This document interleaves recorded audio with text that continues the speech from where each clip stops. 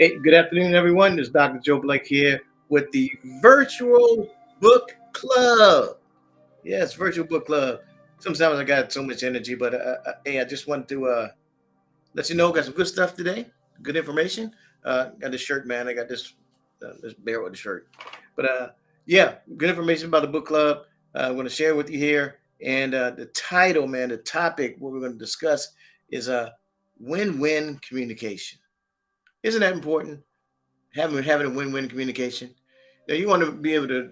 It's important to have that peace when everybody's on the same page. We're trying to make this happen.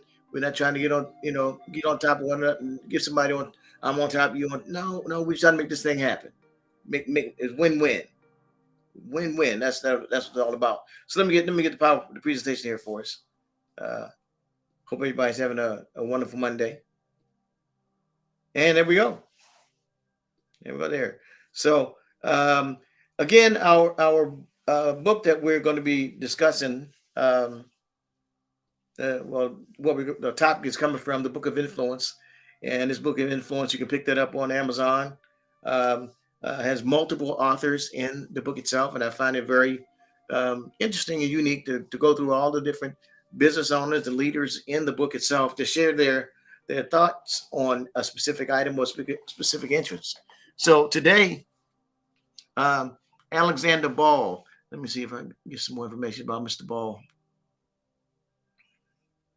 Yeah, he helps. He loves to help business owners reach their real estate investment goals in 1 to 2 years. This I'm reading from the book. He also likes to uh, give consultation, real estate investment property. So Alexander Ball is in the book itself, and so he's sharing his subject is about authentic communication.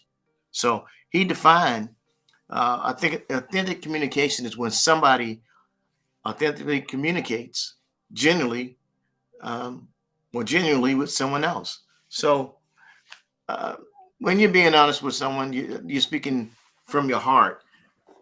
It can come across. It comes out when you know what you're sharing, how you feel about what you're sharing, makes sense, and there's a peace that comes with it. So what Mr. Ball is sharing there is that yeah, that's when it's authentic.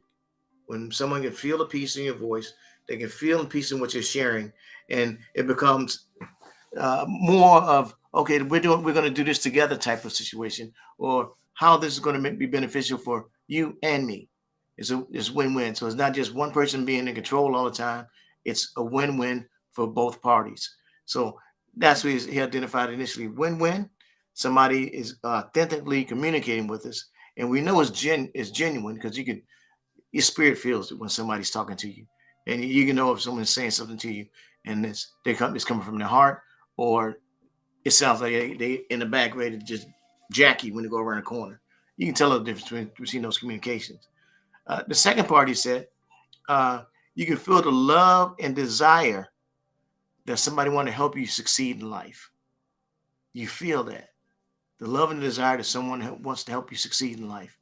And I think back to a story when I was in the Air Force.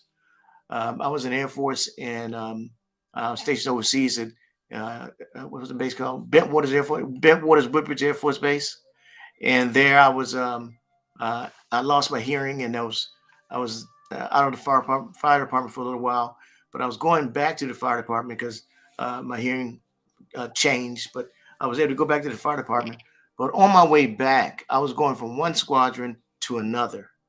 But that commander in that squadron, uh, Colonel Putnam, James Putnam, I remember him. He gave me a spot to the leadership school for their squadron before I went back to the fire department. And he said to me, he said, Sergeant Blake, I'm doing this for you because you are more of an asset to the United States, to the United States Air Force, than just one squadron. And I was like, man, I like that. It made me feel good that he thought that much of me to give that to me. And I felt that at that point that he felt about my life, about my future, about what I was going to become and what I was going to do. And I did contact him years later, tell him, thank him for that situation. Sometimes people speak into your life, and you can feel it. You can feel the love they have to share. They feel what they want to want to see you achieve. And that's why a lot of times when I'm teaching in college, I let the students know, hey, you guys are the future leaders. You're going to be the future managers and thought leaders in the future. So learn now. When you come to class, learn, get the knowledge, the information, learn it. Because once you get out there into the real world, that's it. Right now is a learning field. So I do my best to say, hey, I'm helping you become a better me than what I've, not to say I'm the greatest, but a better leader than some of the leaders I've ran across. Because some leaders I met in the Air Force weren't that good. Some leaders I met in the civilian world were not that great either. But the ones that I know help my life, my two mentors, you can go back and say, yeah, what that person shared with me, uh, they helped me succeed in life, and I'm glad that person was able to share that with me. And so it's important that we identify those words that people speak to us and how it makes a difference in what we like, what we what happens to us, what occurs to us. Another thing says if you can remember things you tell people but ignore what other people tell you, that's not genuine. So if you're telling everybody, yeah, you need to do this, you need to do that, you need to do that, but I got it all going on, I got it all together. No, and it's not being genuine. Like you the only perfect individual was out there was Jesus, and that's my belief. Jesus, he was the only perfect one. Everybody else, we got some issues. We now you may not want to admit it, but I got some issues. I know I'm a man. I got flesh, and I say I'm not perfect. You know, but you got to understand that you're telling people certain things, but at the same time you're a certain way yourself. So it goes both ways. So when you share something with someone, remember what someone said to you, so you can make yourself better when you share with someone else. It's not that this person always is doing something right or wrong. It's just that take a look in the mirror before you share and say, okay, I can see this happening. Oh, yeah, I see what happened. What didn't occur. Maybe check your. My mom used to say this right here. Check yourself before you wreck yourself. So check yourself. Check it. And like I said, even though like I have a PhD. Yes, I did all the reading, writing, and the research for that. It took me 5 years to get that thing done. And in between that, um, I had cancer, and my mama passed away in the middle of all my studying for that PhD. But I finished it.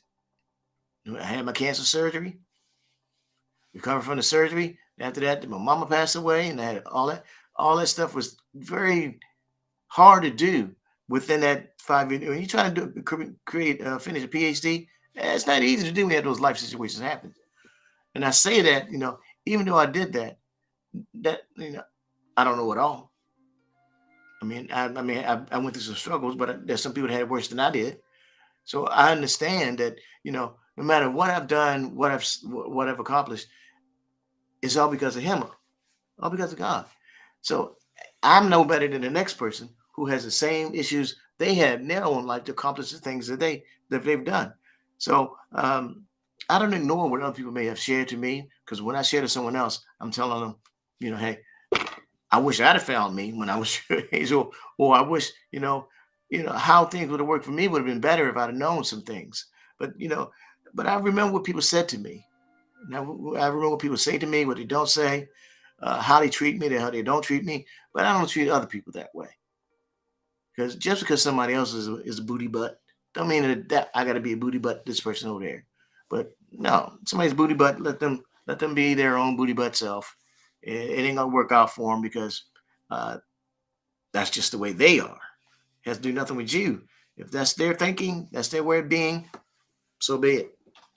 But you still be the authentic you. And remember, you're telling people things, but remember what they told you.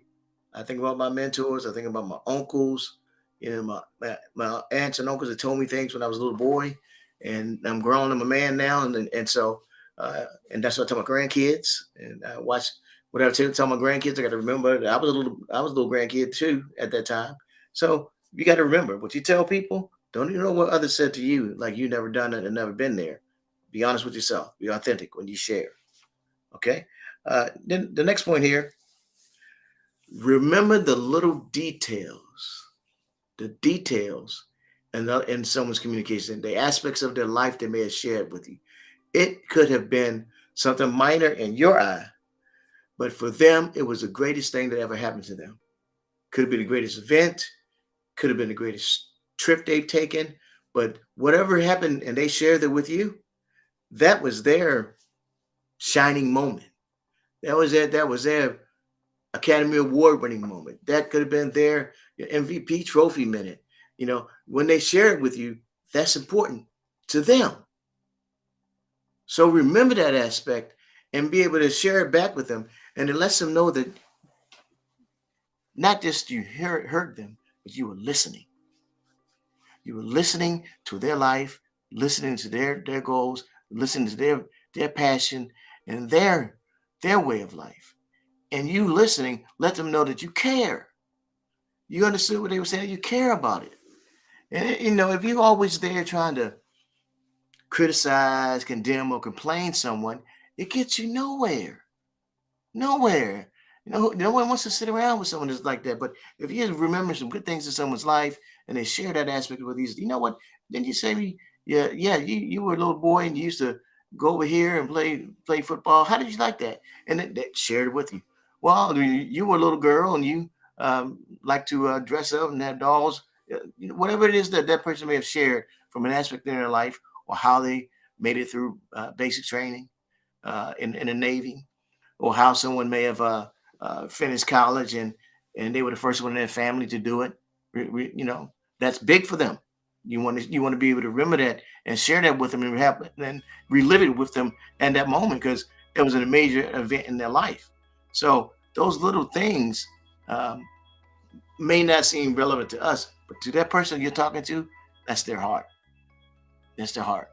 Now I know sometimes some of the folks that I'm maybe listening to me, I may be preaching to the choir, preaching to those that are saints out there. But sometimes these things that I've read in different books, are like a refresher for me. I know because I'm like I said, I know a lot, but I'm not perfect. I can continue to learn. But win-win is that's the best way. Yeah, I'm not trying to. I want to make sure that what I share is going to be helpful to someone else, going to help them better themselves in life. That's why I do this. That's why I share the knowledge and wisdom that I've gained. I share some of my life stories because I know that maybe someone else is out there that lived an underprivileged life or came from a background that I came in. They haven't made it just yet, but me sharing my stuff may help them get to a better position, a greater position. Because you can do it. It can be done. But if someone's going to criticize, condemn, and complain you all the time, complain with you all the time, it's not going to help you grow. So no. If you have an idea, go for it. Go for it. Give it a shot. At least when you get older, you can say, at least I went for it and I didn't sit down on my butt and didn't try. So encourage people to take a shot at what life has to offer for them. Because the worst case is okay. At least you gave it a shot. At least you said you did it. Because some people, some don't even take a chance on themselves. Some people don't even take a class. They don't write a book. They don't ride a bicycle. They're afraid because what other people may say or think about them, and you have to get past it. You pass all that stuff and say, hey, I'm doing this because I know it's my purpose to be able to share information. So that's the chapter in the book itself. Win-win communication is an important aspect. So last couple of things here. That's another picture from the financial literacy event that came out. This is October. There's the app. That's the welcome page and the other ideas there. It's still going through the process for the Apple Store and the Google Play Store. I just did some things today to make sure that whole process continues. So it's coming soon. Once I get the email I'm waiting for, one email. Once I get the email that says the drum roll, boom, I'm gonna come out and it's gonna says it's download time. Download,